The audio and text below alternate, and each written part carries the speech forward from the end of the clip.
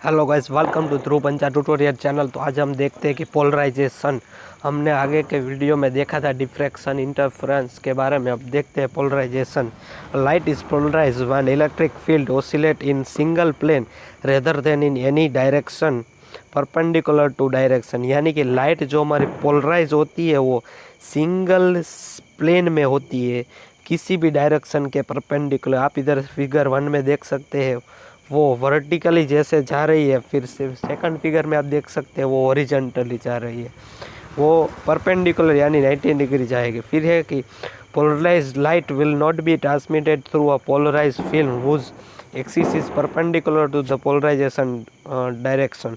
यानी कि जो हमारी पोलराइज्ड लाइट होती है वो उसी की पोलराइज जो फिल्म है उसमें से पास नहीं करती, वो परपेंडिकुलर पास करती है। हम फिगर 1 में देखते हैं तो वो जैसी लाइट इंसिडेंट हो रही है वैसे ही वो रिफ्लेक्ट यानी कि वो बाहर निकल रही है।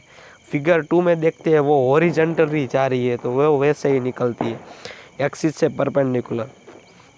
फिर है कि when light passes through a polariser only the component parallel to the polarisation axis is transmitted. If the incoming light is plane polarise the outgoing intensity. यानी कि जो हमारी लाइट पास होती है पोलराइजर, यानी कि जो पोलराइज लाइट को पोलरॉइड यानी कि पोलराइज करने के लिए जो भी हम मीडियम रखते हैं उसको पोलराइजर कहते हैं। Only in the component of the parallel to polarisation axis is transmitted. यानी कि जो पोलराइजर हमने जो रखा है उसके वर्टिकल यानी कि उसके परपेंडिकुलर जो भी यानी पैरेलल जो भी लाइन होगी वही लाइट उसके बाहर ट्रांसमिट होगी, परपेंडिकुलर वो बाहर नहीं होगी, सिर्फ पैरेलल है। Incoming light is in plane polarize then outgoing is intensity. यानी I is equal to I not cos square theta, ये इंटेंसिटी का फॉर्मूला है हमारी। इधर आप देख सकते हैं कि लाइट डायरेक्शन इधर से लाइट आती है ई नॉट कोस थीटा एंगल से वो मुड़ के जाती है, यानी उतना वो इंसिडेंट एंगल वो बनाती है जिससे incident beam polarise at angle theta to vertical has amplitude E naught. और वर्टिकल जो पोलराइजर है उसमें से निकलती है तो वो एक वर्टिकल बन जाती है, जबकि उन्हें इंसिडेंट में थीटा एंगल लिया था। तो अभी उसकी एनर्जी होती है E is equal to E naught cos theta, वो ट्रांसमिटेड वेव है। आगे बात करते हैं, this means that if initially unpolarised light pass through the cross polariser no light will be get through the second one. यानी कि जो अगर हम आगे के केस में हमने पोलराइज लाइट डाली थी इंसिडेंट की थी, इसमें अगर हम अनपोलराइज लाइट डालेंगे तो हमें सेकंड स्टेप में कोई लाइट मिलेगी नहीं। इधर आप देखते हैं कि लाइट डायरेक्शन, फिर अनपोलराइज लाइट है इधर क्रॉस की जैसा आपको दिखाया है, फिर पोलराइजर है, इसमें से अब प्लेन वर्टिकल निकलती है।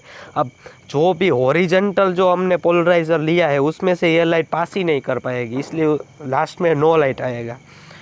आगे देखते हैं कि light is also partially polarise after reflecting from the non metallic surface at a special angle called the polarising angle और ब्रीवेस्टर एंगल।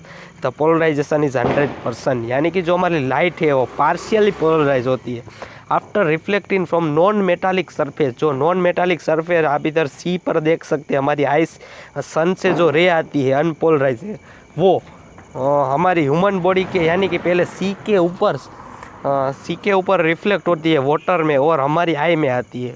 तो जो स्पेसिफिक एंगल बनाती है उसको हम पोलराइजिंग एंगल यानी कि ब्रीवेस्टर एंगल कहते हैं। ये 100% पोलराइज है। tan theta P is equal to n2/n1। आगे हम बात करते हैं एलसीडी यानी कि जो हमारी लिक्विड क्रिस्टल डिस्प्ले है, हमारे घर में जो टीवी होती है एलसीडी होती है, वो एलसीडी में क्या होता है, liquid crystal are unpolarise in the absence of an external voltage. वो अनपोलराइज लाइट की तरह बिहेव करती है, उसका एक्सटर्नल वोल्टेज से will easily transmit light when the angle external voltage is applied the crystal become polarized and no longer transmit they appear dark। यानी कि वो अनपोलराइज है लेकिन उसके ऊपर एक्सटर्नल हम वोल्टेज डालेंगे तो वो पोलराइज होके हमारी एक तरह की जो पोलराइज करके एक पोलराइजर की तरह काम करेगी, पोलराइज की तरह।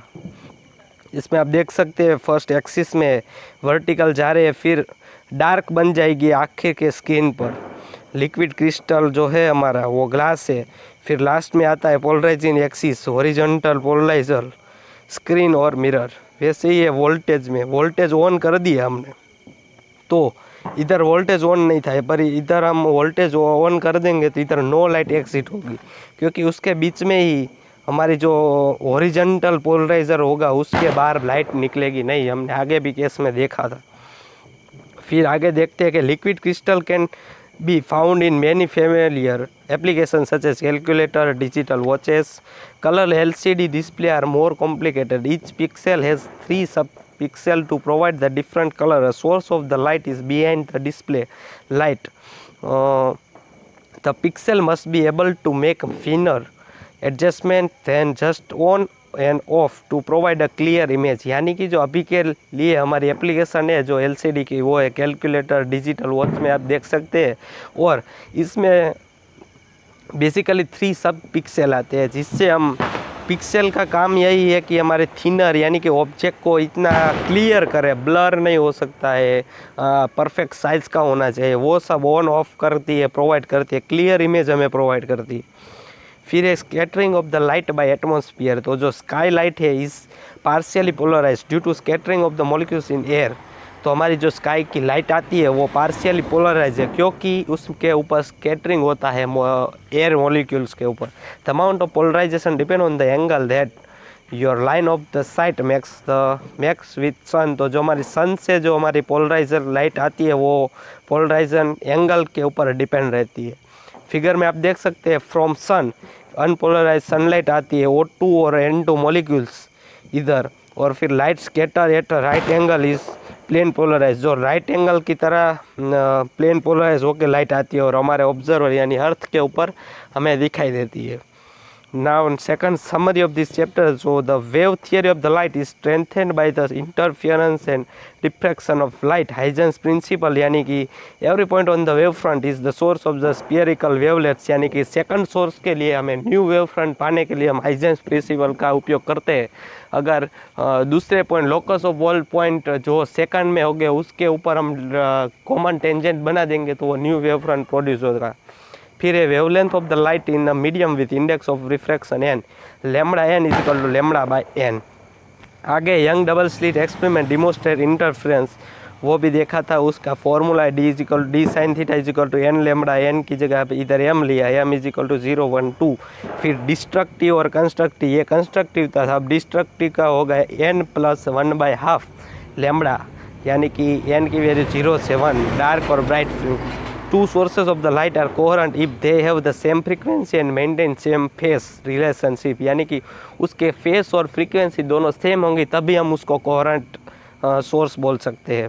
फिर है visible spectrum of the light range from 400 से 750 नैनोमीटर। जो हमारी विजिबल स्पेक्ट्रम होती है इंफ्रारेड और अल्ट्रा वायोलेट, वैसे कई हमारे जो इलेक्ट्रोमैग्नेटिक वेव्स है उसमें से विजिबल जो स्पेक्ट्रम है वो 400 से 750 नैनोमीटर का होता है। Index of the refraction varies with wavelength leading to dispersion. जो हमारा इंडेक्स ऑफ रिफ्रैक्शन है वो वेवलेंथ के ऊपर डिस्पर्स होता है। Diffraction grating has many small slits और line and the same condition for constructive interference. जो हमारा डिफ्रैक्शन है, इंटरफेरेंस है, डिफ्रैक्शन, तो जो डिफ्रैक्शन है उसमें हमारे कंस्ट्रक्टिव इंटरफेरेंस की तरह सेम कंडीशन होती है। Wavelength can be measure precisely with the spectroscope. जो हमारी वेवलेंथ है वो हम स्पेक्ट्रोस्कोप की मदद से उसका मेजरमेंट कर सकते हैं। Light bend around the obstacle and opening in its path yielding diffraction pattern. जो हमारी लाइट है वो ऑब्स्टेकल के ओपनिंग में वो डिफ्रैक्ट होती है। Light passing through the narrow slit will produce a central bright maximum of the width sine theta is equal to lambda by D. तो हमारे जो हमने बीच में रखा हुआ है उसमें हमने स्मॉल ही नैरो स्लिट रखी होगी तो हमें सेंट्रल ब्राइट फ्रिंज मिलेगी आगे जाकर। Interference can occur between the reflection from the front end back surface of thin film. जो हमारे इंटरफ्रेंस है वो हमारी रिफ्लेक्शन और फ्रंट और बैक सरफेस के दोनों के बीच में मिलेगा। Light was electric field are all in same plane is called plane polarise light. जो प्लेन पोलराइज लाइट है वो electric field and same plane में जो लाइट जो मिलती है इंसिडेंस वो दोनों सेम प्लेन में होती है। फिर है इंटेंसिटी, जो हमने अभी देखा I is equal to I0 cos square theta. फिर light can also be polarize by reflection, it is complementary polarize when reflection angle is the polarising angle. जो tan थीटा पी है उसका n की value होगी तभी light polarize होगी by reflection. So thank you very much for watching this video. हमारे ऐसे video के लिए हमारे चैनल को सब्सक्राइब करें, इस वीडियो को लाइक करें और ज़्यादा से ज़्यादा शेयर करिए। Thank you.